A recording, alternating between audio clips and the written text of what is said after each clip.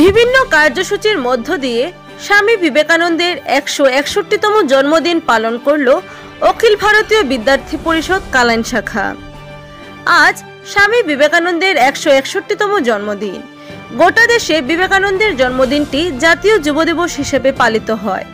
স্বামীজির জন্মদিবস অতি আনন্দ ও উৎসাহের সহিত বিভিন্ন কার্যসূচির মাধ্যমে পালন করল অখিল ভারতীয় বিদ্যার্থী পরিষদ কালাইন শাখা। আজ কালাইন স্টেট ব্যাংকের সামনে থাকা বিবেকানন্দের প্রতিমূর্তির সম্মুখে ফুলের মালা ও প্রদীপ প্রজ্বলন করে স্বামীজিকে শ্রদ্ধা জ্ঞাপন করলেন অখিল ভারতীয় বিদ্যার্থী পরিষদের কার্যকর্তারা।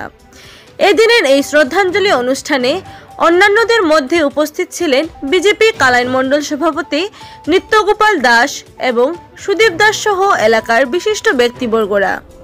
এছাড়াও যুব দিবস উদযাপন উপলক্ষে কালাইন ভারত নির্মাণ বিদ্যাপীঠে একটি চিত্রাঙ্কন প্রতিযোগিতার আয়োজন করে অখিল ভারতীয় বিদ্যার্থী পরিষদ।